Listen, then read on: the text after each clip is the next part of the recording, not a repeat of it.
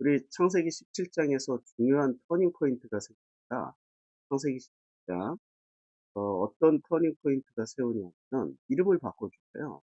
17장 5절에 이제 후로는 내 이름을 아브라함이라 하지 않자 아브라함이라고 이름을 바꿔줘요.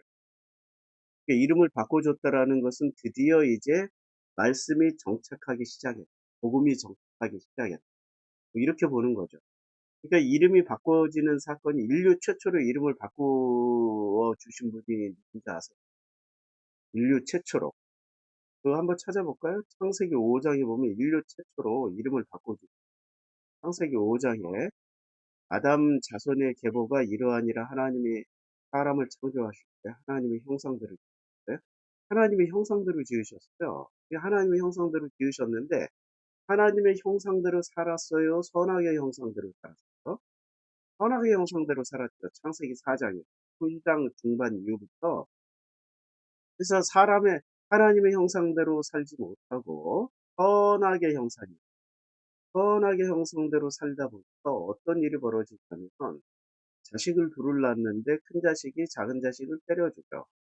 그리고 큰 자식의 계보에서는 계속 사람을 죽여. 라멕이 가인은 벌이 700인데 나를 위해서는 벌이 700야 뭐 이런 식. 그리고 그 계보에서는 상처와 상함이 계속 유전이 돼요. 물려져. 그러다 보니까 이 아담이 다시 셋을 낳고 사람들은 그때부터 여호와 이름을 부르다. 이게 창세기 4장이 마지막 아니에요. 셋을 다시 낳아요. 이게 창세기 4장으로 돌아가서 보면 아주 명확해요. 그러니까 25절 아담이 다시 아내와 동침하며 그가 아들을 낳아 그 이름을 셋이라 하였으니 이는 하나님이 내게 가인이 죽인 아벨 대신에 다른 씨를 주셨다 하며 26절 셋도 아들을 낳고 그 이름을 에노스라 하였으며 그때 사람들이 비로소 여호와 이름을 불렀어요. 여호와 이름. 그때 비로소 여호와 이름을 불렀기 때문에 이때부터 사람들이 이제 아담도 셋이 에노스를 낳고 여호와 이름을 부를 때쯤에서 아담도 이렇게 거듭나십니다. 선악에서 복음으로 들어오셔요. 그걸 거듭났다라고 그래요. 선악에서 복음으로, 선악에서 은혜로 넘어오는 걸 거듭났다. 거듭나니까 어떻게 되냐? 거듭나니까 5장 1절에 계약을 다시 체결해 주시는 점. 이게 계약 체결점. 아담 자손의 계보가 이러하니라 하나님이 사람을 창조하실 때 하나님의 형상대로 지으시되 남자와 여자를 창조 그들이 창조되던 날에 하나님이 그들에게 복을 주시고 그들의 이름을 사람이라 일컬으시고 하나님이 그들에게 복을 주시고 그들의 이름을 사람이라 부르셨고 그러니까 여기서 지금 중요한 건 이름을 바꿔주셨죠. 사람이라고 이름을 바꿔주신 거예요. 사람. 그러니까 아담은 그냥 보통 명사였어요. 보통 명사. 그런데 여기서 사람이라고 불러주신 것은 고유명사가 된 거예요. 보통 명사에서 고유명사로 바뀌는 장면이에요. 이 장면이. 그러니까 아담과 하와에서 남자와 여자를 창조하셨고 그들이 창조되던 날에 하나님이 그들의 이름을 사람이라고 불러주신 놀라운 이름을 바꿔주시는 놀라운 일이 생깁니다. 보통 명사에서 고유 명사로 거듭나시면서 이때 비로소 5장 3절에 아담이 100세 때 자기 모양 곧 자기 형상과 같은 아들을 낳아 셋이 아담이 셋을 낳은 후 800년을 지나며 자녀를 낳았고 그 다음에 800년을 지났어요. 그 후에 그러면 셋을 낳은 후에도 800년을 지냈으면은 그러니까 그 셋은 105세에 에노스를 낳았어요. 105세. 그러면은 자 이제 이걸 기억을 잘 하셔야 돼요. 105세에도 셋이 105세에도 아담은 아직 생존해 있는 거죠. 예, 800년을 더 살았으니까. 그리고 그리고 에노스는 90세에 게난을 낳았어요. 에노스가 게난을 낳을 때도 아담은 살아있는 거예요. 지금 합쳐서 200년이에요. 그 다음에 게난은 70세에 마할랄레를 낳았어요. 지금 이거 합쳐서 300년이에요. 대략. 아직도 아담은 살아있는 거예요. 그 다음에 5장 16절에, 이제 5장 15절에 마할랄렐은 65세에 야렛을 낳았어요. 아직 400년이 안 된 거예요, 지금. 아직도 400 몇십 년 더 남았어요. 그 다음에 야렛은 160세에 에녹을 낳았어요. 에녹을 낳을 때까지도 아담은 지금 몇 살이에요? 아직 800년이 안 됐어요. 아직 이제 뭐 다 합쳐봐야 그 아까 400년이 안 된 데서 대충 한 400년 잡고 500살, 500 몇십 세 된 거예요. 그 다음에 에녹은 65세에 무드셀라를 낳았어요. 아직 600살 정도밖에 안 된 거예요. 지금 아담이 600살 정도, 800년을 더 살아야 되는데 아직 200년이 더 남았어요. 200년이. 그 다음에 그 무드살라는 187세 라멕을 낳을 때쯤에서 이제 라멕을 낳고 라멕을 보다가 돌아가신 분이야. 누가요?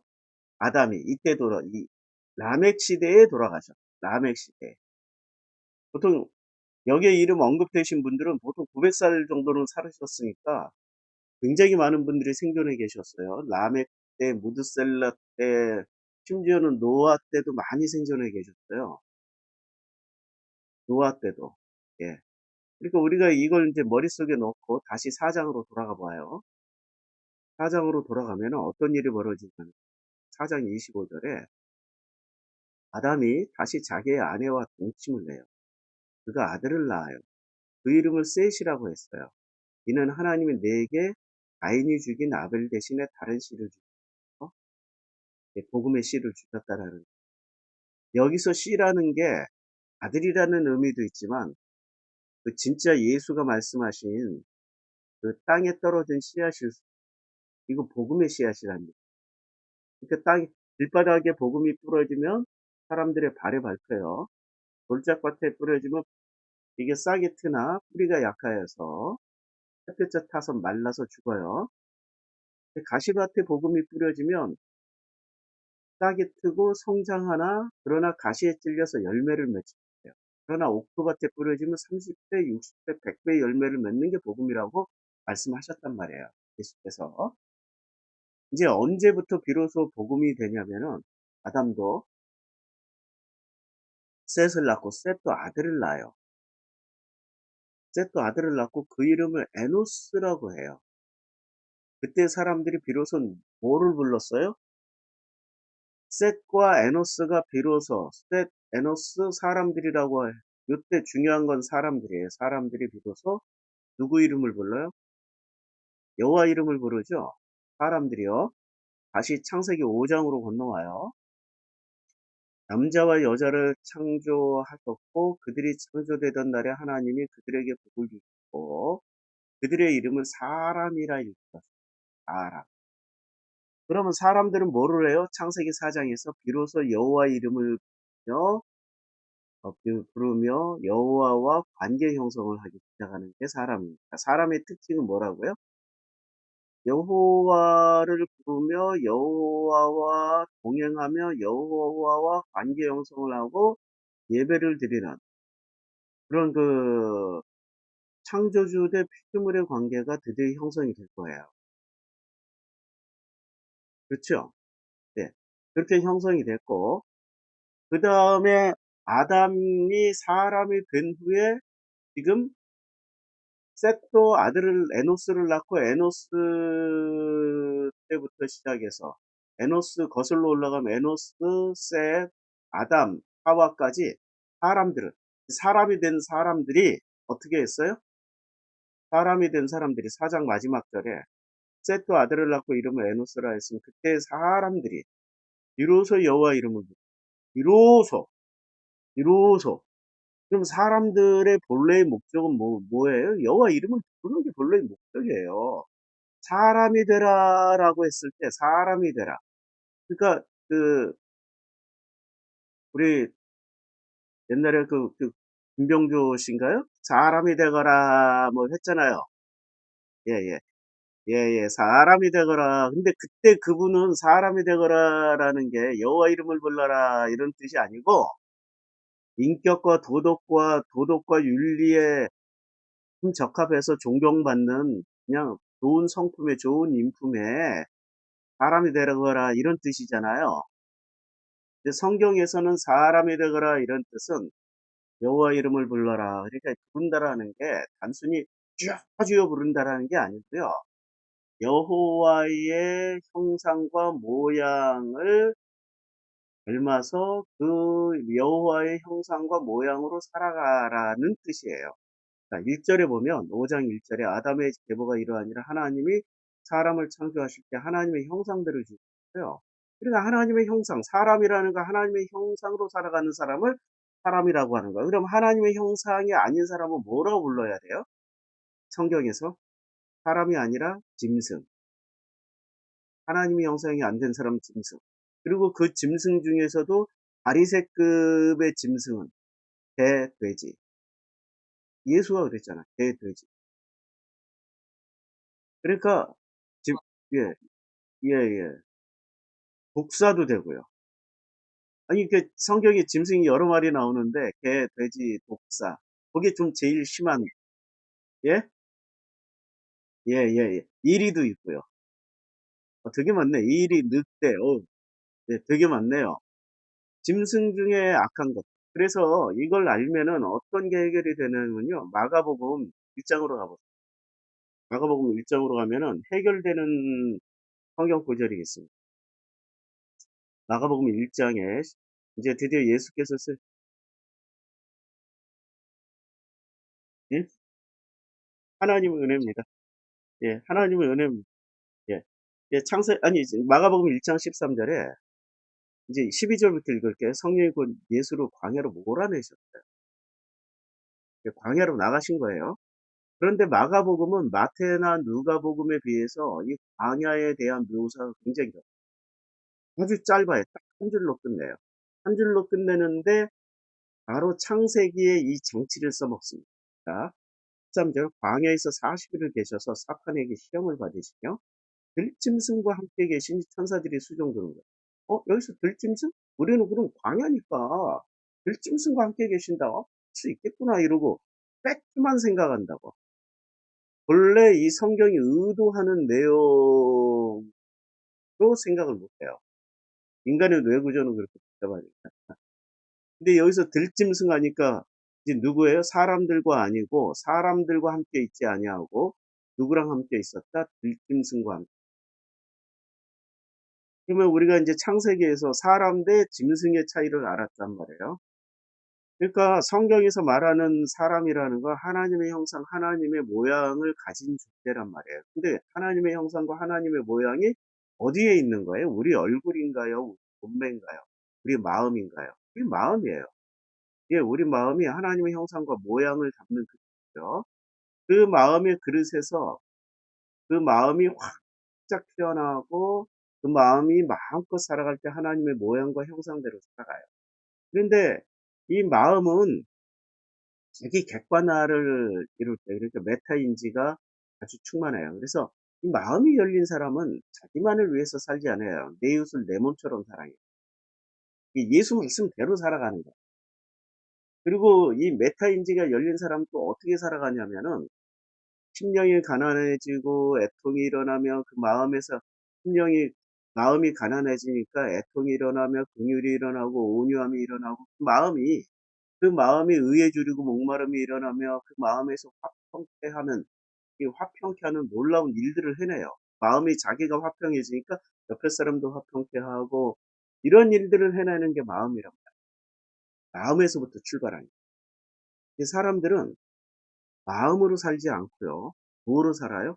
돈을 목표로 하고 권력을 목표로 하고 성공을 목표로 하고 그러니까 그런 그 진짜 본질이 아닌 것들을 위해서 살아요. 근데 우리가 태어나서 죽을 때 공수래 공수고 하고 죽잖아요.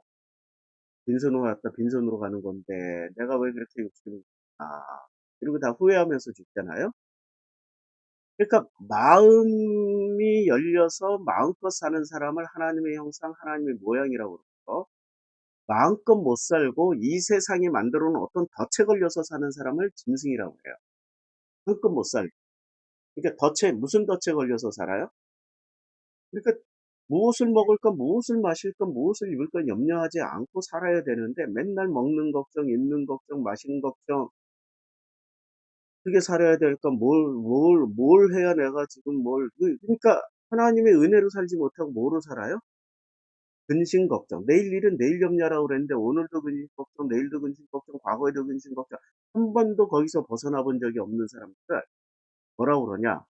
연약한 사람이라고 세상은 말하지만 성경은 그걸 짐승들과 함께 섞여서 살기 때문에 그냥 아직 메타인지를 가지지 못한, 그러니까 하나님 모든 뇌를 생존의 법칙에만 써먹는, 그러니까 메타인지가 발달한 사람은 생존에 써먹지 않고 자기의 뇌를 어디다 써먹어요? 자기의 마음을 어디다 써먹는, 하나님과 관계 형성하는데 사용하면서 사는 사람이에요. 그런데 메타인지가 발달하지 못하고 이 세상 것들에 묶여가지고, 목표가 여호와가 아니야. 여호와를 부르는 게 목표가 아니고 여호와랑 동행하며 사는 게 목표가 아니라 어떻게 하면 잘 먹고 잘 살고 어떻게 하면은 이 세상이 던져준 먹잇감을 먹는 거예요. 그러니까 하나님이 주시는 양식을 먹고 사는 사람은 하나님의 형상으로 사는 사람들이고, 세상이 던져준 먹잇감을 먹고 사는 사람들을 짐승이라. 세상이 던져주는 먹잇감 뭐예요? 성공하자, 출세하자, 돈 벌자, 잘 살자, 멋지게 살자, 멋지게, 멋지게, 멋지게, 멋지게. 근데 멋지게 실체가 없어. 손가락에 그냥 금반지 10개 끼고 막 금목걸이 차고 실크로 감고 뭐 베네똥 제일 비싼 게 뭐 일생 노량인가 뭐 저 입어보지 않아서 모르는데, 이런 거 들고 사는 게 멋지게 사는 거라는 의식을 가지고 그걸 실현하면서 사는 사람, 이런 사람들이 세상에 주는 먹잇감을 먹고 사는 사람. 하나님이 주시는 양식을 먹는 사람들은 그런 것은 부수적인 거야. 하나님이 주시면 그냥 땡큐, 안 주셔도 땡큐야. 똑같다니까. 주셔도 감사, 안 주셔도 감사해요. 근데 그런 것에 연연해하지 않고 하나님과 동행하면서 사는 사람을, 이 사람들은 하나님의 형상, 들짐승은 하나님의 형상이 아닙니다. 다시 한번 읽어볼게요. 광야라는 데서, 그러니까 이게 지금 예수의 40일 그 광야 시험은요, 유대교인들이 그 히브리가 이스라엘로 거듭나는 광야 40년을 그렇게 또 하나 함축적으로 보여준 사건이에요. 그러니까 40일을 계셔서 사단에게 시험을 받으죠.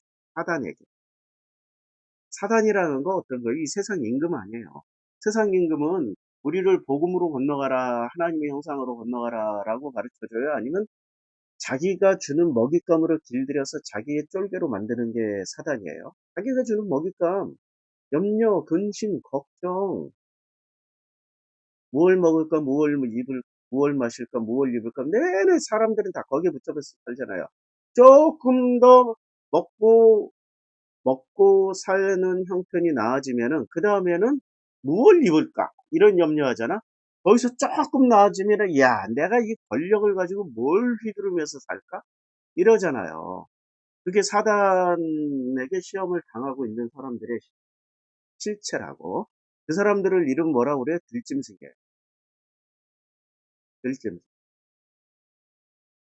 들짐승과 함께 계시니까 그때 예수를 돕는 분들이 누구냐? 천사들이 보통 들짐승. 그러니까 이 들짐승이라는 것은 실제로 이제 팩트는 들짐승이에요. 뭐 늑대, 전갈, 뱀, 뭐 토끼 뭐 이런 거 광야에 그런 거 있잖아요. 광야에 있는 들짐승들인데, 그런데 이거는 굉장한 메타포를 가지고 있다고요. 그러니까 예수 주변에 누구만 있다는 얘기예요? 앞으로 공생애 내내. 그러니까 지금 예수께서 오신 데가 유대 땅이라는 데가 어디예요? 유대 땅이라는 데가 가나안 땅이지만 실제로 그 가나안 땅의 내용물이 뭐냐고요. 거기가 광야라는. 그러니까 광야에서 유대 땅에서 내내 사단에게 시험을 받으시며 들짐승, 그러니까 바리새, 사두개, 제사장, 유대교인들, 서기관 이런 사람들이 다 들짐 승인들이라는 거예요. 거기서 어떻게 해요? 내내 사단에게 시험을 받는 중에 들짐승과 함께 있을 수밖에 없어요. 그런데 그때마다 누가 천사들이 와서 수종을 들어줘요. 이걸 이제 이렇게 짧게 묘사하는 거예요. 그러니까 메타포가 확실히 인지됐죠. 창세기에 있는 그 4장 마지막하고 5장 초반부에 보니까 이제 우리가 해결했어요. 이제 다시 17장으로 창세기 17장으로 가요. 창세기 17장으로 가면은 드디어 17장에서 여호와께서 아브라함의 이름을 바꿔주십니다. 아브라함의 이름을 바꿔주시는데 이건 놀라운 변화예요. 17장 5절. 이제 후로는 내 이름을 아브라함이라 하지 아니하고 아브라함이라 하리니 이는 내가 너로 열국의 아버지가 될. 그럼 열국의 아버지가 되는 조건으로 바꿔주신 거예요? 아니면은 아브라함이 비로소 사람이 되었기 때문에 이름을 바꿔주신 거예요? 예, 예. 그러면 하나님이 이름을 바꿔주시는 사람들의 특징은 비로소 그때부터 너는 사람이 되었다거나 될 수 있다거나 이런 가능성이 있다거나 되었다거나 이러면 이름을 바꿔주세요. 그래서 아브라함을 아브라함으로 이삭을 이삭으로 이름 바꿔주셨어요. 그 다음에 야곱을 이스라엘로 바꿔주셨어요. 그런데 이 아브라함, 이삭, 야곱까지는 이름을 확실히 바꿔주셨는데 이스라엘은 이 4대째가 이스라엘이잖아. 이제 그 12아들들을 이스라엘이라고 불렀잖아요. 근데 이 이스라엘의 이름이 바꿔졌습니까? 안 바뀌었죠. 그러면 아직도 4대야. 그래서 4대야. 계속 4대야. 이름이 바꿔져야 4대가 되고 그 다음에 또 이름이 바꿔져야 5대가 됩니다. 5대. 예. 그럼 창세기 5장 조건은 아담 이후로는 이름이 바뀐 사람이 없죠. 예. 그러면 아버지의 형상과 모양대로 나왔기 때문에 이름을 바꿀 필요가 없는 거야. 이미 나올 때부터 하나 사람이 돼서 나오는 거야. 하나님의 모양과 형상이 돼서 나오는 거야. 그게 놀라운 거예요. 예, 예. 잠깐 쉬었다 할까요, 목사님?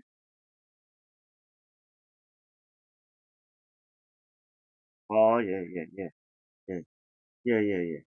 그래서 하나님의 모양과 형상으로 바뀌고 그의 후손들은 이름을 안 바꿔주신다. 바꿔주신다. 예. 그러면 4대째 이름이 다 바뀌어야 되는데 4대째 이름이 안 바뀌었기 때문에 계속 끝까지 4대다. 자, 그래서 이름이 바뀌었어요. 이건 굉장히 중요한 일이에요. 씨 뿌리는 자의 비유의 핵심 내용이라고 이름이 바뀌었는데 근데 우리가 성경에서 보면 하나님이 이름을 안 바꿔줬는데 스스로 이름을 바꾸어서 사는 분이 한 분 계십니다. 사도행전 14장 한번 가볼까요? 사도행전 14장? 예.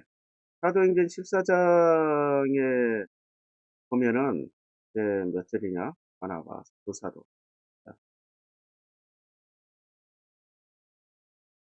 도사도가, 어, 14장, 이 13장에, 13장에, 이제 13장 7절이요. 6절부터 읽을게요. 온 성 가운데를 지나서 바보에 이르러 바 예수라 하는 유대인 거짓선지자 박두를 만났어요. 그를 만나서 그가 총독 서기오 바울 여기서 누가 등장해요? 바울이 등장하죠. 근데 이 바울은 총독의 이름이에요. 바울은 총독의 이름이에요. 그가 누구예요? 그가 그러니까 바울이 사울 시절에 사울이 바울과 함께 있으니 서기오 바울은 지혜 있는 사람이에요. 지혜. 그러니까 이 사울은 은혜를 쫓는 사람이었는지 지혜를 쫓는 사람이었는지 한번 보자고요. 바나바와 사울을 불러 하나님의 말씀을 듣고자 했어요. 그러면 이 서기오 바울은 은혜를 받으려고 불렀어요. 지혜를 좀 더 추가하려고 부른 거예요. 아니 생전 못 듣던 얘기를 하고 있잖아요. 새로운 지혜를. 예, 예. 지혜 있는 사람이니까. 근데 지혜 가운데 은혜가 임하면 은혜가 임할 수. 그 우선순위 동기는 지혜예요. 지혜. 자, 8절. 이 박수 엘루마는 자, 이 박수 엘루마는 저희를 대적하여 총독으로 믿지 못하게 힘쓰니 13장 7절에선 사울이라고 분명히 이름 나왔어요. 이전엔 전부 사울이었어요. 요 13장 7절 이전까지는 전부 사울이에요. 이름이 바울로 안 바뀌었어요. 바뀐 적 없어요. 예. 근데 저희를 대적하여 총독으로 믿지 못하게 힘쓰니 13장 9절 바울이라고 하는 사울이 성령이 충만하여 그를 아니 바울이라고 하는 사울이 지금 뭘로 바뀌었어요? 13장 9절에 사울이 뭘로 바뀌었어요? 다시 한번 읽어보죠. 목사님 직접. 예. 그러니까 13장 7절까지는 사울이었어요. 근데 갑자기 13장 9절에 사울이 뭘로 바뀌어요? 바울이라고 하는 사울이. 여기서 바울이라고 하는 사울은 총독 서교 발부밖에 없다고. 바울이라고 하는 사울이. 근데 갑자기 사울이 뭐로 바뀌어요? 바울로 바뀌어요. 이거 하나님 바꿔줬나요? 예수가 바꿔줬나요? 자기가 바꾼 거야, 자기가. 그러니까 이 사람은 사람이 된 거예요? 지가 안 된 거야. 이거 굉장히 중요해. 이걸 사람들한테 이제 제가 학자들이나 이런 분들한테 얘기를 한단 말이에요. 학자들이나 이런 분들한테 얘기하면요. 아니, 히브리어 발음 사울이 헬라어로 하면 바울이 된다고. 아니, 그런 놈은 게 어디 있어. 아니, 정성필이 영어로 말한다고, 정성필이 갑자기, 제이스, 피에, 뭐 이렇게 돼요? 안 돼요. 정성필이에요, 그냥. 정성필이 일본어 발음으로 한다고 일본어 발음으로 싹 바꿔서, 아니, 정성필이라고 부르라고. 이러면 정성필로 불러준다고요. 그리고 히브리어 사울을 헬라어로 바꾼다고 해서 바울이 되는 거 아니에요. 다른 법칙상 그렇게 안 돼요. 고유 명사는 바꿀 수가 없다고. 있죠? 아니, 최영만을 영어로 이름 쓰는데, 여권에 영어로 이름 쓰는데, 영어식으로 초이, 호잉, 만, 이렇게 쓰는 거 아니잖아요. 최형만으로 써야 되고, 최형만으로 발음해달라고 하는 거잖아요. 한국어를 영어 표기법으로만 바꾼 거야. 한국어를 중국어 표기법으로만 바꾼 거고, 발음은 한국어 발음으로 해주는 게 맞다고요. 그렇게 궁색한 변명을 해요. 말도 안 되는. 왜 변명을 해줘야 되는데? 학자들이. 예, 예, 예, 예.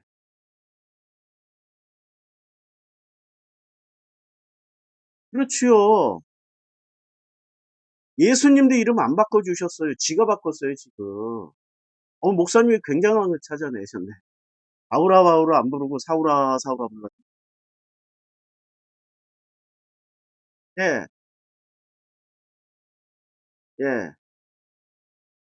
자기가 자기 이름 바꾼 거예요. 성경의 법칙상 보면은 베드로도 이름 바꿔줬어요. 요한도 바꿔줬어요. 대부분의 사람들은 예수가 바꿔주든지 하나님이 직접 바꿔주셨어요. 근데 사울만큼은 이름을 바꿔주신 적이 없는데 본인이 누구 이름 따라서 바꿔버린 거예요? 17장 7절. 그가 총독 서기오 바울과 함께 있으니. 서기오 바울은 지혜 있는, 예.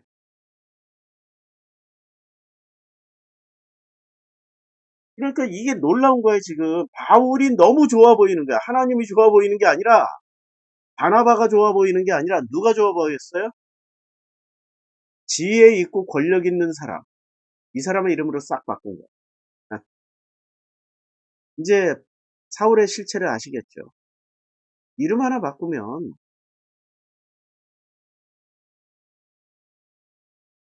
제가 그래서 인간관계 다 끊어졌습니다. 바울신학 전공자들하고, 바울신학 전공자, 저 진짜 친하게 지내던 분들인데도 불구하고, 바울신학 전공자예요. 바울에 열심을 내고 있고, 바울에서 답을 찾으려고 하는 분들과 이런 얘기를 하잖아요.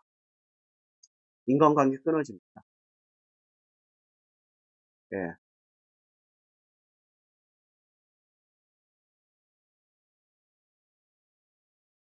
그럼요, 맞습니다. 그리고 이 사람, 예. 그러니까 바울을 지금 신격화시키는 그분들이 교주님이 바울이 되실 거예요. 그분들의 예수가 아니고. 그분들은 예수 모르신다는 얘기야. 예수를 알면 바울은 너무 쉬워. 그러니까 예수 알고 바울 알면은 바울을 제대로 알 수 있어. 예수도 제대로 알고. 근데 바울 알고 예수를 알려고 하면 예수 절대 알 수 없어. 그게 문제야. 그게. 바울을 통해서 예수로 가면 예수를 모른다고. 그런데 베드로나 요한이나 이 사도들을 통해서 예수를 알게 되면 제대로 알 수 있어. 그 차이가 있어. 이게 놀라운 일이에요. 사도들을 통해서 예수를 알아가면 예수를 만날 수 있는데 바울을 통해서 예수를 만나러 가면은 예수는 못 만나고 바울만 만난다는 얘기. 결론이 그래. 결론이. 자, 이 법칙이 어디서 나오냐면 다시 창세기 5장으로 가서요. 창세기 5장으로 가면은 자, 아담의 자손의 계보가 이러하니라 하나님이 사람을 창조하실 때 하나님의 형상대로 지으셨어요. 그래서 그러니까 하나님의 형상대로 지은 사람을 뭐라고 불렀어요? 그때 사람이라고 부른 거야. 사람이라고 부른 거예요. 하나님의 형상대로 모양대로 지으셨을 때가 사람이에요. 그 이전의 사람들은 그냥 우리가 이제 보통 부를 말이 없잖아. 그냥 그 이전의 아담들, 그 이전의 아담들은 사람이 아니야. 그 이전의 아담들은 사람이 아니고 뭐라고요? 자기의 온 마음, 하나님의 형상과 마음을 담은, 아니, 하나님의 형상과 모양을 담은 이 마음을 짐승처럼 써버리고 있는 짐승이야. 얼굴 껍데기는 사람인데, 살아가는 모양이나 생각이나 모든 패턴이 누구처럼 살아간다? 짐승처럼 살아가기 때문에 짐승이라고 해요.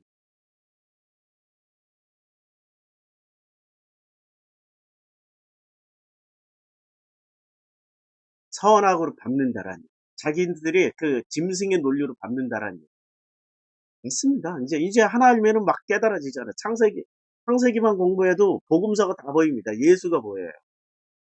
근데 바울이 구약 성경 이렇게 해석해 준 적이 별로. 구약을 잘 몰라. 바리새 중에 바리새인데도 왜 구약을 모를까? 바리새는 구약을 몰랐기 때문에 예수가 그 구약을 해석해 주러 오신 거예요. 모른다니까. 바리새 중에 바리새는 더 모른다는 얘기야. 뭐만 있어요? 열심만 남아있어. 안식일 지키는 열심. 그걸 바리새 중에 바리새라고. 학문이 깊어서가 아니에요. 학문은 성경을 직접 대면하는 게 학문이고, 성경을 그때 유대교 교리를 통해서 필터링해서 공부하는 거는 학문이 아니고, 맹신자가 되는 거라고. 광신도, 맹신자. 그래서 사울은 맹신자, 광신도였잖아요. 스테반의 죽임을 마땅히 여기더라. 사이코패스. 사람 죽이러 다녔잖아요. 맹신자, 광신도였고. 그 수준이, 그러니까 왜 바리새 중에 바리새라는 거는 학문이 높아서가 아니라 맹신자 중에 맹신자, 광신도 중에 광신도라는 얘기예요. 성경을 만나지도 못했고 성경을 뭐로만 만났어요? 필터링, 유대교 필터링, 바리새 교리에 필터링 한 것만 아주 그냥 달달달달달달 외우고 다녔기 때문에 맹신도, 광신도가 된 거예요. 그게 사울이었어요. 자, 그러면 예, 예,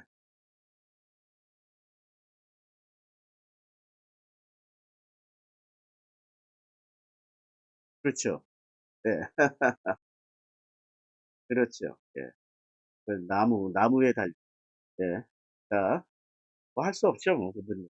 자, 5장 2절 남자와 여자를 창조하셨고 그들의 창조되던 날에 하나님이 그들에게 복을 주시고 그들의 이름을 뭐라고 불러요? 이제 비로소 사람이라고. 이 사람은 짐승하고 구분이 돼요.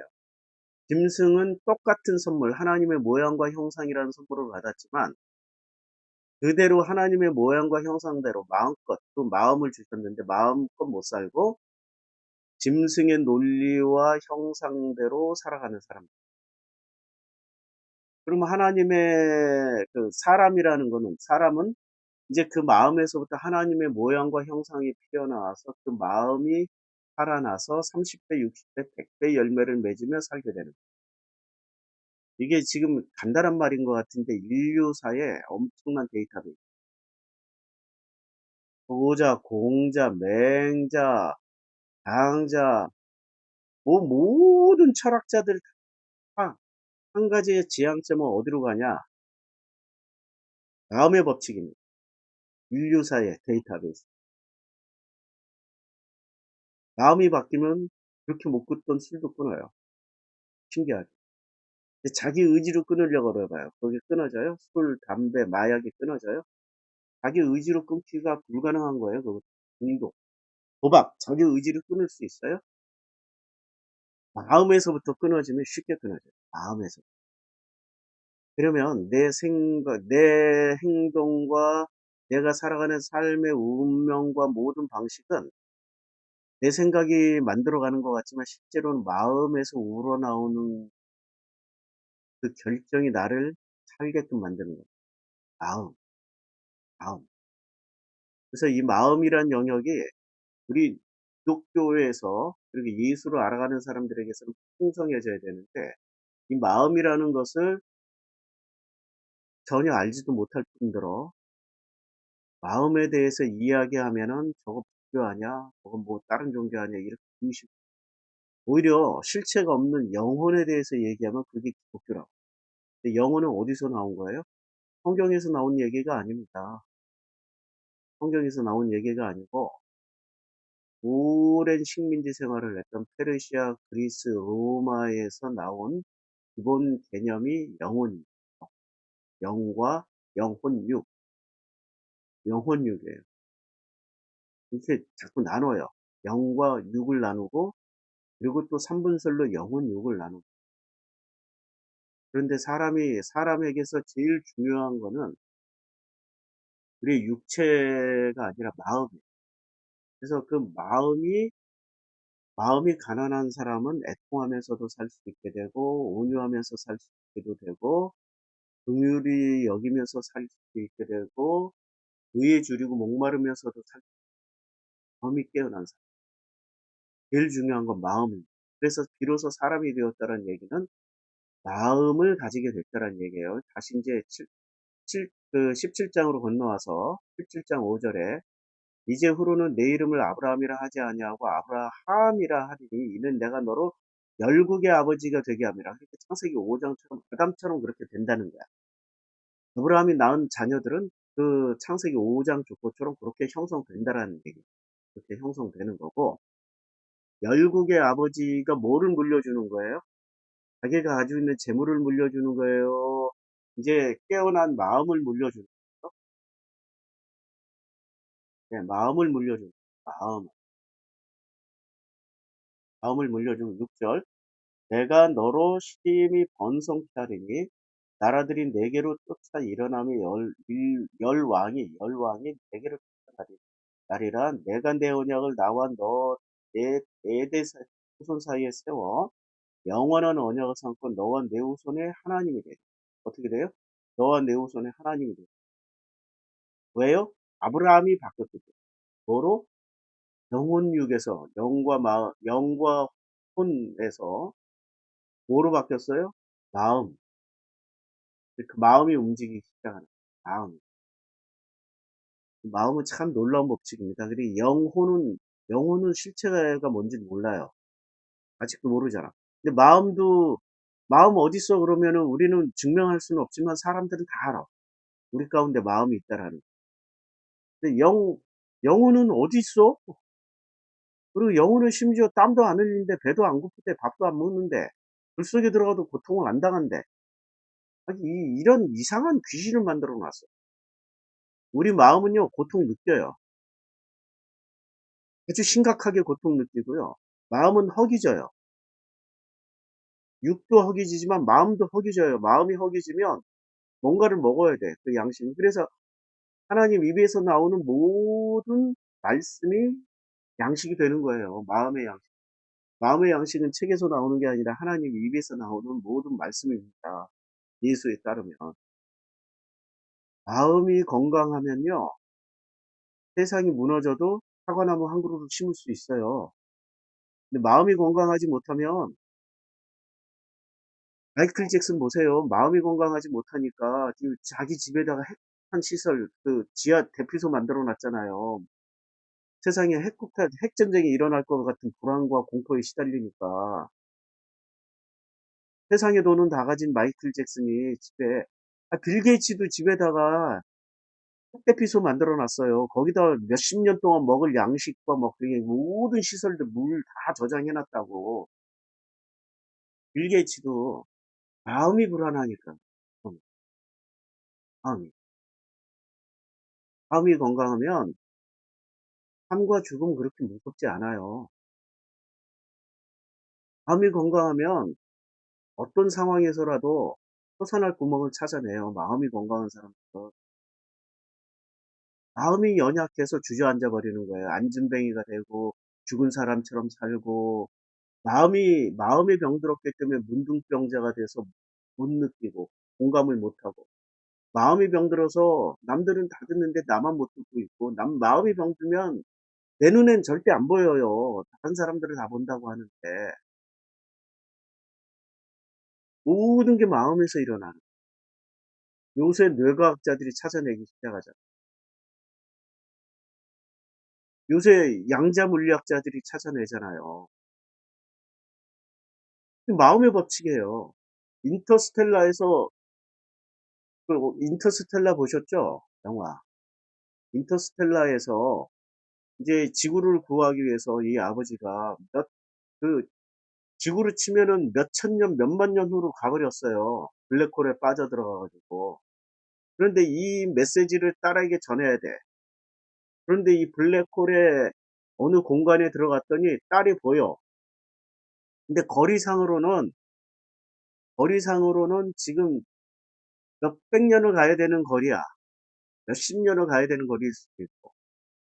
근데 그 거리가 떨어져 있는데 자기 딸의 방 안에 자기가 들어가 있는데 아무리 소리 지르고 아무리 말을 해도 전달이 되겠어요? 전달이 안 되죠. 그런데 이 아버지가 어떻게 하냐면은 그 딸을 너무너무 사랑하는 마음이 있어. 사랑하는 마음으로 친절하게 소리와 목소리, 자기 모양은 보이지 않지만 메시지를 전달을 해요. 딸의 서재에 있는 책을 이렇게 밀어. 모르스부처럼. 그래서 그 책에 이 그 모르스부를 만들어 가지고 그 책이 들쑥날쑥한 모습을 나중에 후대 그 딸이 현실 세계에서 그걸 보고 해석을 해요. 아, 이렇게 해서 지구의 중력을 이겨낼 수 있는 우주선을 만들어서 인류가 이제 살 수 있는 곳으로 탈출을 할 수 있고, 그 우주선을 만들어. 근중력 장치. 이 아버지가 그걸 알려준데, 이 책을 밀어내는 힘이 물리적인 힘입니까? 마음의 힘입니까? 사랑은 그만큼 힘이 있어요. 마음의 힘은요, 이 세상에 있는 그 어떤 에너지보다도 가장 큰 에너지입니다. 우리가 이 법칙만 깨달으면 우리는 죽어서 어디로 가요? 하나님 품으로 간다니까요. 뭐가 가요? 내 몸이 가는 게 아닌데 내 마음이 가요. 내 마음은 영원히 소멸되지 않는 에너지입니다. 지금 이 지구라는 환경에서는 우리가 그 마음의 에너지를 다 쓰지를 못해요. 그런데 우리가 육을 벗어나서 이 마음이 아버지 품으로 가면은 이건 참 놀라운, 진짜 그게 천국이에요. 그건 경험해 보신 분만 알아. 마음을 이 땅에서 조금씩 아주 조금이라도 경험해 보신 분들이 있어요. 저처럼 거듭날 때. 마음이 괴로우니까 그때가 지옥. 마음은 시간이 없어요. 영원으로 순간 영원이 될 수 있고 영원이 순간이 될 수 있어요. 마음의 법칙은 그래요. 이 마음은 온 우주를 다 볼 수 있고 하나님을 볼 수 있고, 이 마음은 아주 미세한 것까지 다 볼 수 있어요. 마음의 눈을 뜨고 마음의 귀를 열면요, 놀라운 일이 벌어져요. 이게 꿈 같은 얘기인데, 여기 꿈 같은 얘기는 요만큼만 하고 이걸 알려주려고 예수가 오셨어요. 그래서 진리를 알지니 진리가 너희를 자유케 하리라, 이 말은 마음껏 살아 이 말이야. 그럼 우리는 마음껏 살면은 범죄 저지르고 사람 죽여도 돼요? 이러고 그렇게 묻는 그 마음을 전혀 모르시는 분. 선악 기준에 의해서 또 물어봐. 마음껏 사는 사람들은 그런 데 관심 없어요. 훨씬 더 아름답고 훨씬 더 좋은 게 있는데 그걸 추구하면서 살지 훨씬 낮은 것들을 추구하면서 살겠어요? 아니 어린아이 20살 대학생이 된 이 친구가 20살 대학생인데 이 사람이 5살적 행동 3살 때 그리워했던 거를 또 그때 그 장난감을 가지고 놀고 5살 때 가지고 놀던 그 있잖아요. 피카츄, 포켓몬 이거 계속 나이 40, 50 돼서도 그거 들고 다니면서 계속 그거 계속 그걸 놀이를 한다면 그게 정상이에요? 아, 그거보다 더 좋은 놀이가 있으니까 그거 버리게 된다고. 20대, 30대, 40대에 쾌락과 즐거움이 있으니까 그걸 찾게 되지. 어린 시절에 놀이 안 하게 된다고. 마음이 마치 와, 마음도 성장, 마음이 성장. 예수의 마음을 만나면 예수의 마음으로 살아가고 하는 여호와의 마음을 만나면 여호와의 모양과 형상대로 살아가는 이게 성경의 법칙입니다. 그래서 하나님이 이 마음이 깨어난 사람들과 반드시 뭐를 맺어주냐면 영원한 언약을 삼고 너와 내 후손의 하나님이 되리라는 언약을 세워주십니다. 17장 7절. 이게 오늘의 복음입니다. 무엇보다도 이 마음이 정말 하나님과 한 마음을 가지게 되면은 그다음부터는 우리는 하나님과 영원한 언약을 맺는 영원한 사람이 됩니다. 이게 복음입니다. 이 마음의 반대편이 뭔지 아세요? 열심이에요. 열심. 마음은 진심으로 행동을 하는데 마음이 깨어나지 않고서도 마음의 흉내를 내는 사람들은 열심이에요. 열심. 근데 이 열심은 이 진심을 모르는 사람은 진심을 맛보지 못한 사람은 열심을 진심이라고 착각을 해요. 열심을 진심이라고. 근데 열심은 열심일 뿐이에요. 진심과 열심은 다릅니다. 마음은 행복을 추구하고 열심은 쾌락을 추구합니다. 마음은 행복한 게 제일이에요. 근데 열심은 반드시 그 대가를 행복으로 찾지 않고 쾌락으로 찾습니다. 열심히 일해서 성공했다. 부와 명예를 이루었다. 어디로 가요? 쾌락으로 가죠. 눈껏 살지 못한 사람들의 끝은 쾌락입니다. 열심히 살았는데 남는 건 쾌락이 남아. 진심으로 사는 사람은 행복으로 가게 돼요. 진심으로 사는 사람은 관계로 갑니다. 관계. 언제 제일 행복해요? 아니, 내 아들이 행복할 땐 나도 행복하고, 내 와이프가 행복할 땐 나도 행복하고, 내 가족이 행복할 땐 나도 행복해. 나는 밥 안 먹어도 행복해. 난 우리 엄마 보면서 많이 체험했어. 진짜 밥 세끼 먹기 힘들 때, 그 시절을 제가 많이 살았어요. 우리 엄마는 밥을 안 먹고 쓱 나가셔. 밥그릇이 다 비워져 있으면 우리 엄마는 참 행복해 하셔. 당신은 못 먹어도 행복. 그게 마음은 관계에서 만들어져. 그런데 열심은 쾌락을 추구하고 열심은 관계를 소중히 여기지 않아요. 목표를 성취를 해내요. 열심은 성취하는 데서 기쁨, 감사를 찾습니다. 성취, 이루는 데서. 마음은 성취 같은 거 필요 없어요. 이 관계 안에서 과정을 즐기고 누릴 뿐이에요.